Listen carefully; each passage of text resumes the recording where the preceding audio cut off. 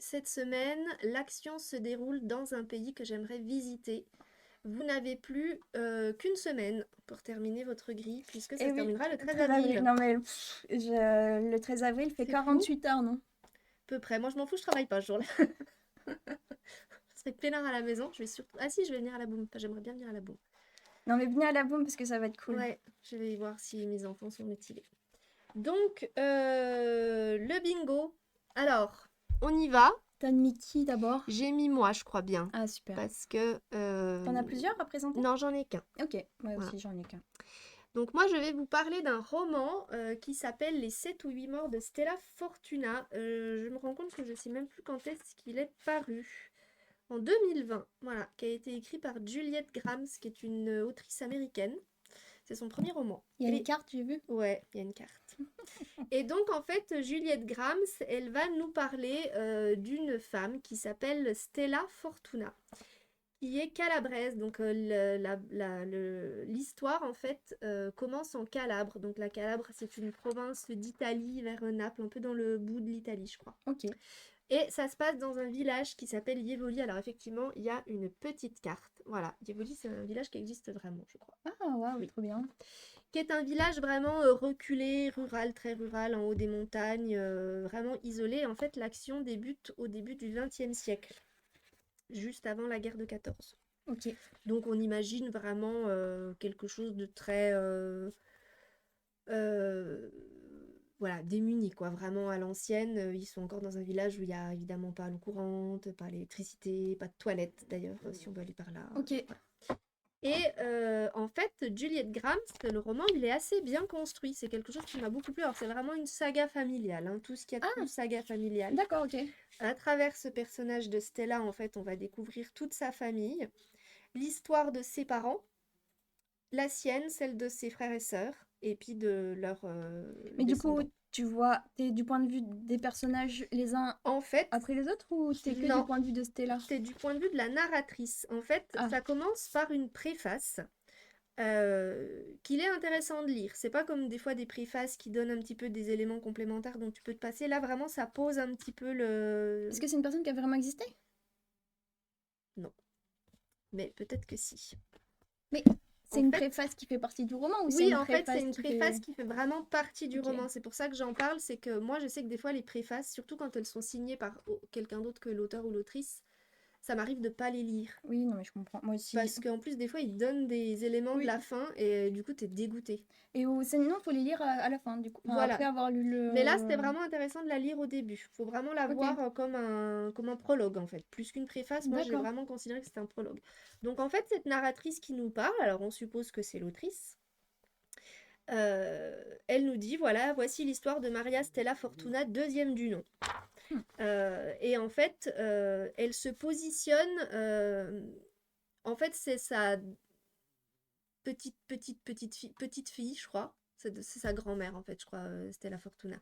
Donc, elle parle de son point de vue. L'histoire, elle va aller du début du 20e jusqu'à à peu près les années 2020, 2019, je crois, ça s'arrête. Donc, elle nous explique en fait que voilà, elle a cette grand-mère. Enfin, au début, elle nous dit pas que c'est sa grand-mère, mais elle a cette femme dans sa famille qui s'appelle Stella Fortuna et qui, en fait, la légende familiale raconte que Stella, elle est morte 7 ou 8 fois dans sa vie. En fait, elle découvre ça au début du livre. Elle discute avec sa tante et sa Ok. tante lui dit oui, mais parce que on sait que Stella, quand elle était toute petite, elle a failli mourir une fois parce qu'elle avait eu un grave accident. Je crois qu'elle a été ébouillantée par une casserole. Et donc, c'était dans les années 1920. Donc, évidemment, Hmm. on ne pouvait pas soigner les grands brûlés comme on le fait maintenant. Surtout dans un village reculé où le Oui. premier docteur était à 20 km. Euh, du coup, ça fait partie de la légende familiale. Le premier accident où Stella a échappé de peu à la mort, et la tante lui dit: ah oui, mais ça, c'était la première mort. On sait la dernière, parce qu'en fait, à la fin de sa vie, Stella, elle a fait une hémorragie cérébrale qui l'a laissée vivante, mais dans un état assez proche quand même de pas grand-chose, quoi. Mais elle lui dit: mais il y en a eu 7 ou 8 autres. En fait, elle lui égrène comme ça toutes les fois où D'accord. Stella. Et du coup, cette narratrice se dit: mais c'est dingue que personne n'en ait jamais parlé. Donc, elle a l'idée de retracer le destin de D'accord. Stella pour comprendre qu'est-ce qui lui est arrivé. Et du coup, de ce prologue, en fait, elle nous pose vraiment le décor. Donc, en fait, on sait la fin. Oui. Et du coup, ça va être une espèce de flashback en fait, où elle repart, elle dit maintenant que je vous ai dit tout ça, je vais vous raconter ce qui s'est passé. Et là, on fait un saut dans le temps et on se retrouve au début du XXe siècle dans ce village de Ok. Yevoli en Calabre, où du coup, elle va commencer à Mais égrener du toute coup, l'histoire. c'est linéaire à partir du Après, moment c'est où le linéaire. En roman. fait, il est divisé en 5 parties, ce roman, en 4 parties. Enfance, jeunesse, maturité, vieillesse. D'accord. Et pour Ah oui, chacune des ok. parties, il y a les morts. Chaque partie. Et en fait, on sait dès la table des matières, donc je ne sais pas si vous arrivez à lire, mais par exemple, première partie, enfance. Mort numéro 1, brûlure, entre parenthèses, développement cognitif. Mort numéro 2, éviscération, entre parenthèses, douleur de croissance. Mort numéro 3, coup, au pluriel, entre parenthèses, éducation. Et en fait, on comprend de cette table matière que chaque mort va se dérouler dans un âge de sa vie fondateur, on va dire, et que chaque mort correspond à un événement. En fait, chaque mort est reliée aussi à un événement traumatisant, mais aussi fondateur de la personnalité de Stella, en fait. Ok. Et donc voilà, après, l'histoire se déroule...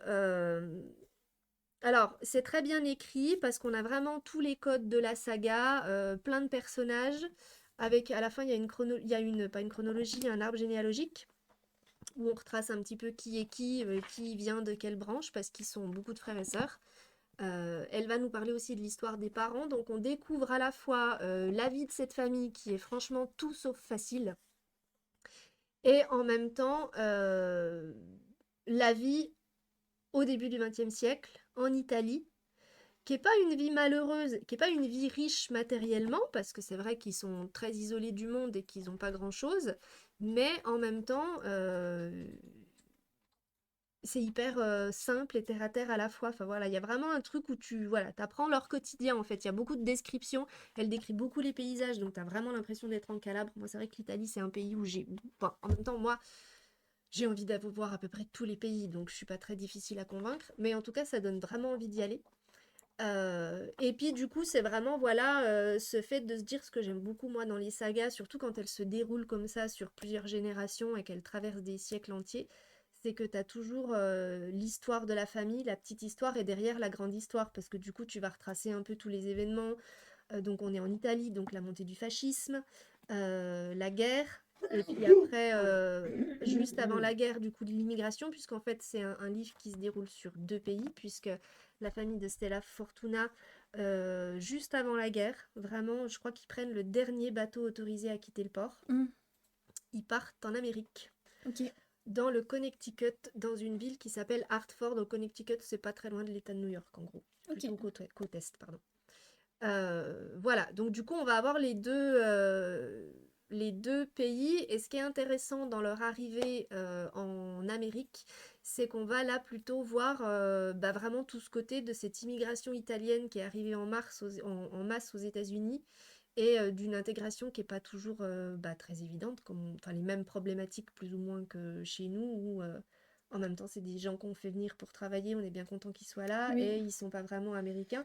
Et du coup, on va aussi voir les premiers enfants de la famille qui sont nés sur le sol américain, qui forcément du coup Oui. s'acclimatent beaucoup plus Beaucoup que plus d'autres, facilement. mais toujours cette ambiguïté entre le poids des traditions, de pas oublier son pays, et puis en même temps celui de se dire que l'Italie on n'y retournera plus jamais, maintenant mon pays c'est les États-Unis. Enfin voilà, il y a vraiment plein de choses qui sont racontées, et tout ça au travers de ce personnage de Stella qui effectivement va vivre des épisodes hyper traumatisants. Ça crée beaucoup de tension en fait, puisque comme chaque partie et sous-partie, c'est une mort différente, même dans les moments où du coup il se passe des trucs plutôt chouettes, en fait t'as toujours ce stress de se dire mon Dieu, mais Quand est-ce qu'est-ce que. qui va se Ouais. passer quoi. Comment on va Et arriver à ça? donc évidemment elle meurt pas vraiment à chaque fois. En fait à chaque fois elle échappe de peu à la mort.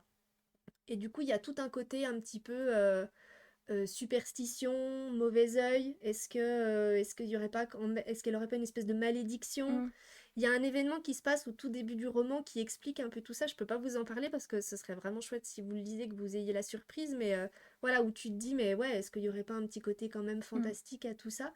Bah, j'ai vu dans l'arbre généalogique, les personnages, il y a des. Ils ont des surnoms? Oui, Oui, il y a quelqu'un qui a le mauvais œil voilà. ou. Ça revient beaucoup. Cette idée du mauvais œil, ça revient beaucoup. Ok. D'ailleurs, la mère de Stella, souvent tout au long de sa vie, elle lui fait des trucs sur le front. Là, tu sais, elle lui trace une croix Ok. sur le front, ou alors elle lui cache des feuilles de je sais plus quel arbre ou plante, parce que c'est censé éloigner le mauvais œil. Enfin, Ok. elles ont toujours un petit peu les vieilles, entre guillemets, de la famille, enfin, les Italiennes qui sont nées en Calabre, elles ont gardé, en fait, ce Hmm. côté vachement superstitieux, que non plus du tout Les les, nouvelles les générations. nouvelles générations, ouais. Et du coup, voilà, il y a vraiment toute une galerie de personnages. Ils ont tous leurs spécificités, leurs défauts, leurs qualités. Stella, la première d'ailleurs, parce qu'elle a pas elle a plutôt mauvais caractère en fait, globalement. En fait, c'est une enfant qui, dès le départ, est hyper déterminée et hyper, dans un certain sens, très autonome. Et du coup, elle a cette soif de liberté qui lui est pas du tout permise parce qu'on reste dans une Italie hyper traditionnelle du début du XXe siècle, enfin première moitié du XXe siècle, où en fait les femmes n'ont absolument pas leur mot à dire sur leur destin, Hmm. sur ce qu'elles veulent, sur ce qu'elles peuvent posséder, sur ce qu'elles peuvent faire, sur qui elles peuvent épouser, enfin voilà, sur leur Ok. vie en fait, elles n'ont pas la main. Donc on va vraiment retracer tout ça. Et il y a un très juste équilibre entre voilà des moments où tu as l'impression qu'elle va enfin réussir à s'émanciper et toujours ces événements assez traumatisants. Il y en a certains, moi franchement, j'ai fait des pauses dans les bouquins parce que ça m'a pesé en fait au bout d'un moment de me Ah dire oui, qu'à chaque ok. fois tu te dis mais la pauvre en Oui, fait oui, ça fait 7 beaucoup, ou ouais. 8 fois, ouais. Donc voilà, c'est un roman que j'ai beaucoup aimé pour ce côté-là et puis aussi voilà pour tous les paysages qu'il nous fait visiter, j'ai trouvé qu'il y avait vraiment beaucoup d'ingrédients. C'est une lecture qui est hyper euh, intéressante, plaisante, divertissante. Voilà, ça fait partie vraiment de ces romans qu'on a plaisir à retrouver le soir, surtout parce qu'on s'attache beaucoup aux personnages et comme il y en a beaucoup, tu passes vraiment de l'un à l'autre Ok. et il y en a des fois tu les vois pas pendant plusieurs chapitres et quand ils les retrouvent tu te dis ah oui tiens c'est vrai qu'est-ce qu'il est Mais t'es devenu pas un peu lui. perdu du coup parmi tous les Non ça personnages? Ça allait, va? Ok. franchement ça allait. Oui oui non non ça c'était pas alors c'est vrai que je me suis quand même référée deux trois fois. En fait c'est quand ils commencent donc Stella elle a je crois qu'ils sont quatre ou cinq dans la fratrie et c'est quand vraiment ils deviennent adultes et qu'ils se marient et qu'ils ont des Ah enfants. oui. euh, Et du coup, là, j'ai un peu, au bout d'un moment, je me souvenais plus trop qui était l'enfant de qui, mais c'est une famille qui est très unie, donc en plus, ils sont toujours tous ensemble. Puis, Hmm. j'ai même, voilà, les enfants de Stella sont tout autant les siens que ceux de sa sœur. Enfin, Ok. ils sont très, voilà, très claniques, un peu comme ça dans le. Ok, oui. Et il y a ce côté clanique qui est hyper, pour eux, rassurant, et en même temps qui les pèse beaucoup parce que ça les empêche complètement d'avancer quelque part. Parce qu'il y a toujours ce poids de la famille où t'en as toujours un qui va te dire bah non, fais pas ça, puis du coup tu le fais pas Oui, parce que ta ok. famille te dit de pas le faire alors qu'en fait au fond t'aurais voulu. Hmm. Enfin, donc voilà, c'était mon choix pour ce thème. L'action se déroule dans un pays que j'aimerais visiter. C'était pas mon C'était pas le pays vers lequel je serais allée spontanément, mais il se trouve que j'ai fini ce livre et qu'il était quand même gros. Je me suis dit bon.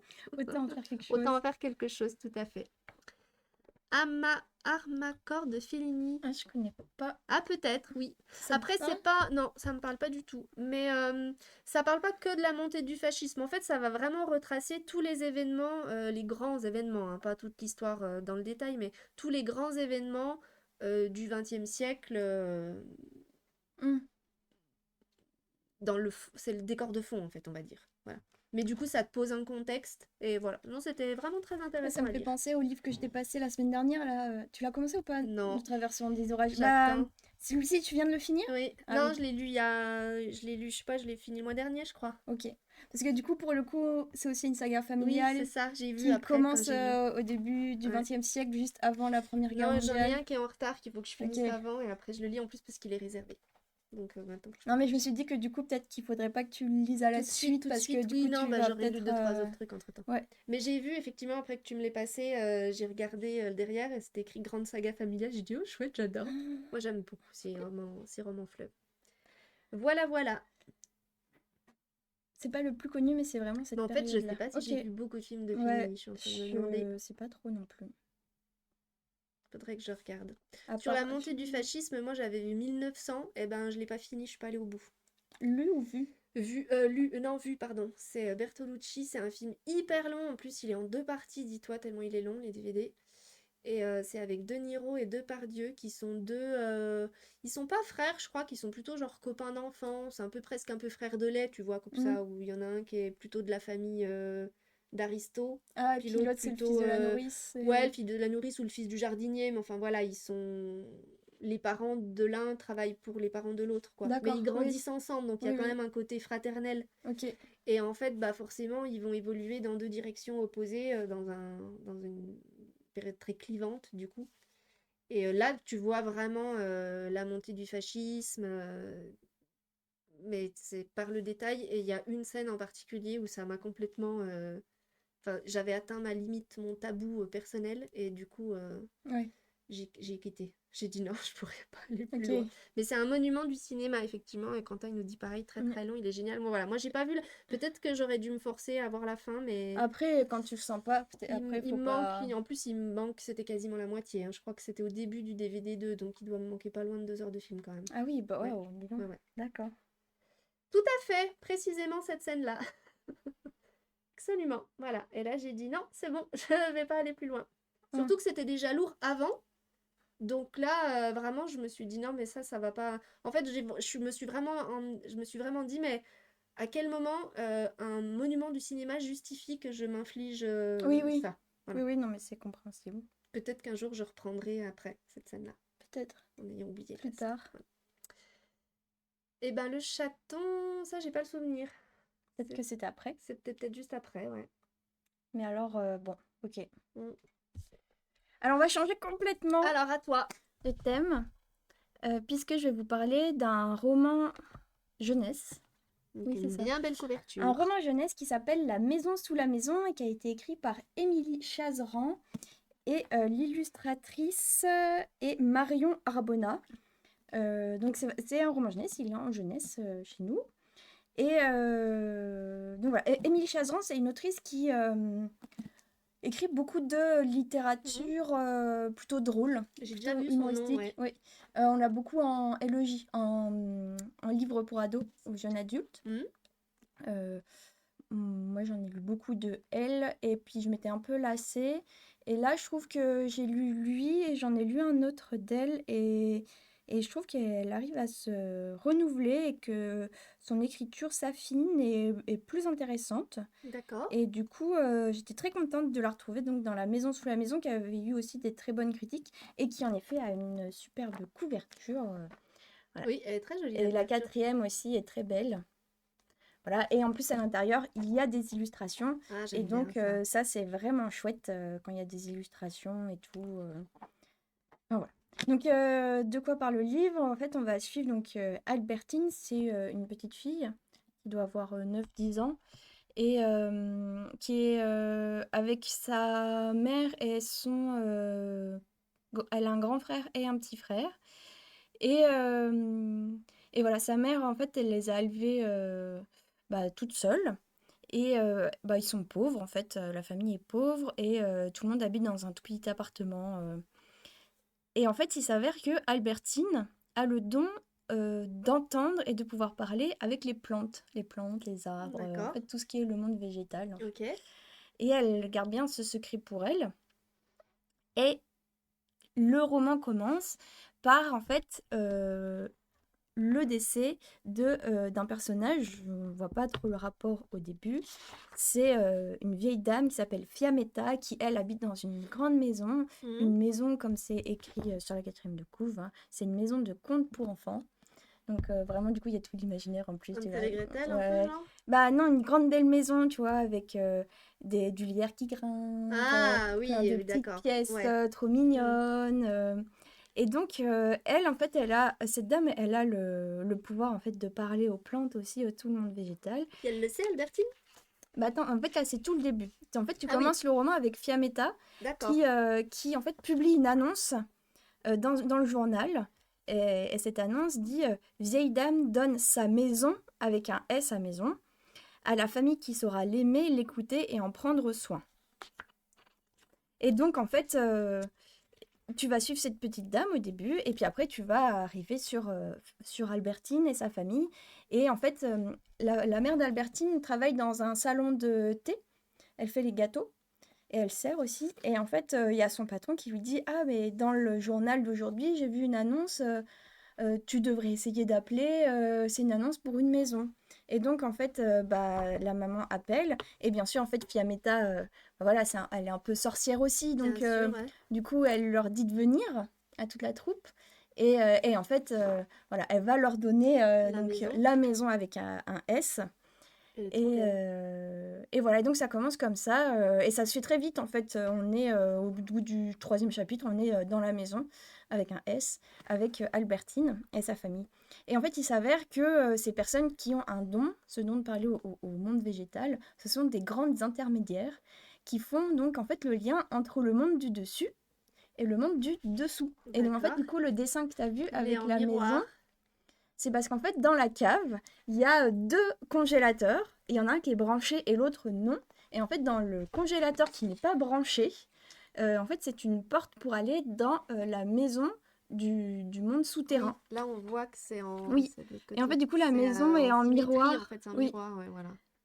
Et en fait, ce monde souterrain reproduit Les mêmes pièces. les mêmes. Alors, du coup, il y a la maison, mais en fait, il y a vraiment tout un monde. Il y a toute une ville sous Barenbourg. Donc, la ville dans laquelle Albertine vit s'appelle Barenbourg. Et en fait, sous la maison, Oui, c'est. tu peux sortir la Et maison, oui, quoi. Oui, c'est oui. c'est toute C'est une ville, vraiment, en fait, ok. avec un système de Ça a métro, l'air génial. avec, Ah oui, oui, avec des ça a l'air règles, des cool. lois, enfin. Et oui, et en fait, moi, du coup, c'est là où j'aurais bien aimé aller. C'est donc ce pays, parce qu'on a dit qu'on avait le droit avec On avait le droit au Cécile. pays On imaginaire, avait le tout droit au à pays fait. imaginaire. Et donc, j'avais pas d'idée. Et donc, du coup, et j'avais pas eu l'occasion de parler de La maison sous la maison, alors que c'est un roman que j'ai beaucoup aimé. Moi, je l'ai lu il y a quelques temps, et du coup, j'ai pas une très bonne mémoire, donc du coup, je m'en souviens pas très bien. Tu te souviens que tu l'as beaucoup aimé Mais je me déjà. souviens que j'avais beaucoup aimé, et que j'avais beaucoup aimé la description de ce monde, et pour le coup, avec des éléments vraiment nouveaux, originaux. Enfin, parce qu'au bout d'un moment, enfin, c'est pas le premier livre qui parle d'un Oui, passage dans non, un oui, autre monde, dans l'absolu, oui. avec des similitudes avec notre monde à nous. Mais là, je trouvais qu'il y avait vraiment une réflexion sur. Ça parle, voilà, c'est un roman sur l'écologie aussi. Et donc, du coup, il y a, par exemple, les animaux. Enfin, du coup, Albertine, quand elle va sous la maison, elle rencontre donc une jeune fille qui s'appelle Merle et qui va devenir une grande amie. Et donc, elle va lui faire visiter son monde à elle. Et donc, il y a les animaux qui sont... en fait, les animaux, ce sont, dans le monde souterrain, tous les êtres vivants ont les mêmes droits et les mêmes devoirs. Il n'y a pas de notion de propriété.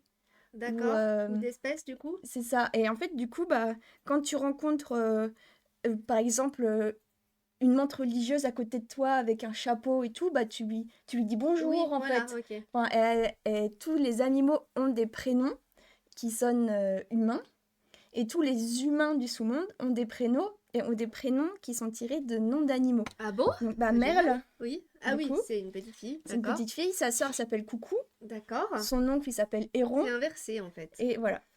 Et donc, C'est rigolo. voilà. Qu'est-ce que je voulais dire d'autre? Il y a une tique avec un pull. Ah oui, et alors, du coup, on retrouve la patte de Émilie Chazeran avec son humour bien particulier, son humour pour les situations et aussi pour mettre dans nos têtes des images vraiment drôles et cocasses. Et notamment, il y a ce passage où donc, Albertine est dans le monde souterrain avec Merle et puis donc la sœur de Merle qui s'appelle Coucou. Donc, elle lui explique un peu comment fonctionne le monde.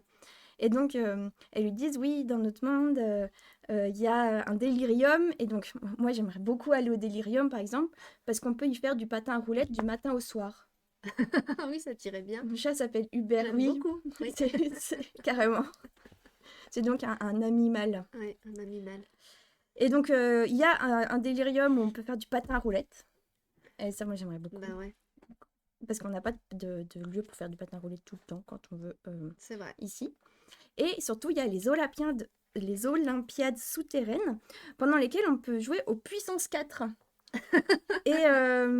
Et donc, du coup, Albertine est là, le puissance 4, le jeu avec les jetons rouges et jaunes qu'on Ouais. glisse dans une grille. Et Coucou lui dit oui, mais nous c'est en grand avec des tiques qui portent des pulls et c'est génial. Ah, faut Et placer ta donc tique. ensuite, oui, en fait il faut que tu places ta tique. Ah, Et donc il y a Albertine qui réfléchit comme ça et qu'elle a des tiques qui portent des pulls. Et en plus on a une très mignonne illustration d'une tique. Alors j'ai jamais vu une tique aussi mignonne. ouais, parce Voilà, que franchement, avec c'est un vrai pull. que...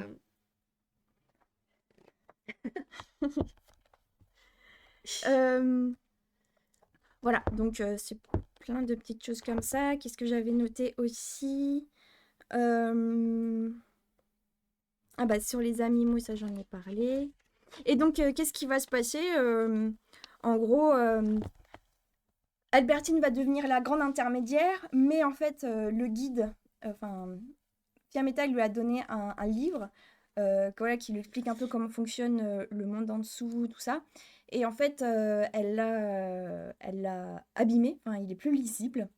Et donc, du coup, le truc, c'est qu'elle comprend pas grand-chose en fait aux règles qui régissent du monde sous le la sous-monde. maison, ouais. Et du coup, son rôle à elle. Et donc, en fait, c'est par sa rencontre avec Mère et les aventures qu'ils vont y avoir qu'elle va en fait apprendre Qu'elle à... est grande intermédiaire entre les deux mondes, en Oui, fait. c'est ça. En fait, elle D'accord. doit faire attention à ce que Ils se croisent pas, par les deux exemple? mondes, enfin surtout que le monde du dessus ne prenne pas connaissance Du monde du du dessous, monde d'en dessous pour pas tout gâcher. pour pas tout gâcher, oui. Donc voilà, donc c'est j'ai trouvé que c'était un très chouette monde Ouais, ça a l'air cool. avec un conseil magistral régenté que par des enfants.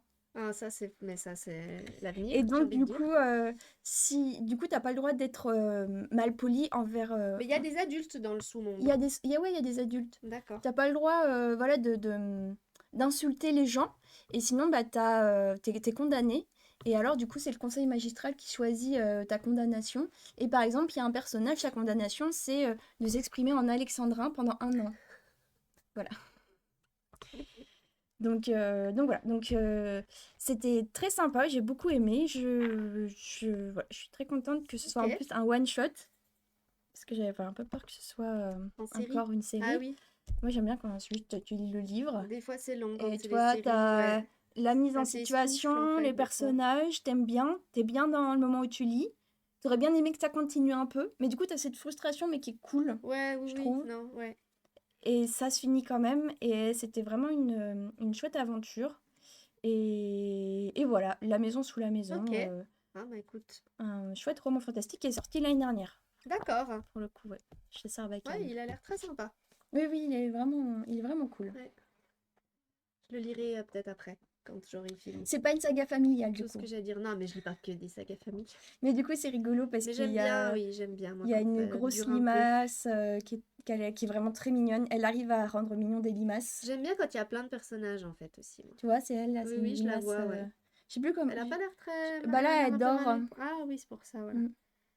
Je sais Oui, plus parce comment. qu'elle Je est crois un qu'elle peu s'appelle toute... Marie-Christine ou quelque chose Ah comme oui, ça. j'ai vu Marie-Christine dans la... Marie-Christine, Ouais. allongée sur le tapis soleil au centre de la pièce. Oui, c'est un peu un chat en fait, Marie-Christine. C'est chou. Elle a le livre Elle a des cabinet. frères et sœurs, Albertine. Oui, elle a un grand frère et un petit frère. Ok, Voilà, c'est le conseil magistral. d'accord. Ah oui, c'est des enfants et des animaux. Je crois le conseil Oui, magistral. effectivement, ils sont tous comme ça, là. Mm. Et oui, parce qu'en fait, Albertine n'aurait pas dû descendre tout de suite. Elle aurait Elle est dû... descendue trop tôt? Ouais, elle aurait dû attendre. Et puis après, il se D'accord. passe plein de choses qui fait que, bon, elles se font un peu punir, quoi. Mm. Elle est descendue trop tôt parce que justement, le livre, elle l'avait pas lu. Enfin, elle l'avait pas pu lire. Oui, oui, il y a plein de petites... Ouais, voilà, c'est ça. Ouais. Mm. Ok. Voilà. Bon, eh ben écoute, très bien. Merci. Bah, de rien. Ben voilà. Salut. C'était très bien. C'était très intéressant. Je suis contente qu'on finisse la semaine prochaine. La semaine prochaine, dernier thème, on finit avec le livre qu'on On n'a n'a pas pas trop aimé. aimé. Donc ça risque d'être encore plus court que cette semaine parce que comment parler d'un livre qu'on n'a pas aimé? Enfin bon, c'est un Eh peu... bien, si. c'est un peu Moi, délicat. moi On peut dire justement, ce qu'on n'a pas aimé. moi, j'ai choisi un livre, ça fait longtemps que j'ai lu, donc aussi, je m'en souviens pas très bien. Mais tu te souviens que t'avais pas trop Et aimé? oui, parce qu'en fait, je l'attendais. Ouais, Tu sais, bah moi c'est un peu le même truc. le livre dont tu l'attends, Ouais. et en fait, tu le lis, et en fait, tu te dis, Moi pareil, c'est un peu une bah, déception plus que j'ai pas aimé. C'est que j'avais trop d'attentes, je pense peut-être, je sais pas. Je ne sais pas à quoi je m'attendais, donc, mais ouais. ça m'avait... Ok, bon, bah je pense qu'on est sur la même longueur d'onde. Qu'elle est bête, cette Albertine. Pourquoi? Ah oui, parce qu'elle est Parce qu'elle est descendue descendue trop tôt. trop tôt. Elle pouvait pas savoir, elle était trop curieuse. Aussi, Et c'est ça, c'est un c'est un petit personnage qui côté est très Alice curieux. aussi, du coup, presque. Bah, de toute façon, le basculement dans un autre Oui, monde, en même temps, oui, c'est vrai que c'est pas... elle suit pas un lapin pour y aller. Mm. Elle suit juste sa curiosité. Mais c'est que j'ai vu cette histoire de lapin, que je me suis... Ah bah c'est dans le Florvesco, d'Oré d'Oreiller. Ah, Il y a plein de motifs comme ça qui reviennent, de petites...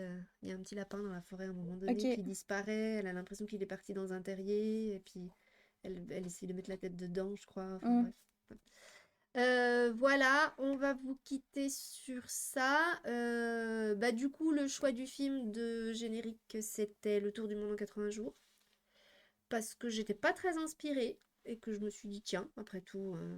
Parce qu'en fait, des films qui parlent de voyage, il y en a plein, mais j'ai pas trouvé de scène où on voit plein de pays d'un coup. Mm. Voilà, donc du coup, je suis partie Oui, là-dessus. ouais, je comprends.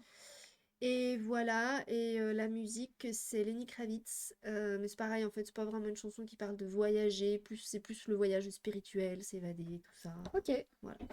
Donc, bah, je vous laisse découvrir tout ça. très bien. J'ai fait ça à l'arraché. Je crois qu'on est un peu fatigué du On en a, bingo ouais, c'est là. un peu comme ça tous les ans avec le bingo. Mais bon, voilà, n'oubliez pas, le bingo, ça se termine jeudi, Non, non, samedi 13 13 avril, avril, ouais. Donc samedi 13 avril, vous pouvez encore jusqu'à la fermeture. voilà, déposer vos grilles, Mhm. mais après c'est fini. On fera le tirage au sort la semaine d'après, je Ouais, pense. oui, oui, je pense le mardi, ouais. Assez rapidement, comme ça c'est fait. Parce que Ouais. sinon on oublie. Oui, bah, puis, ouais, ça fait quand même 3 mois qu'on est dessus, hein. Oui, donc Voilà. faudrait pas qu'on oublie. Voilà, ce serait dommage. Voilà, et Donc on vous laisse. ben à bientôt. Bonne Passez-nous semaine. voir.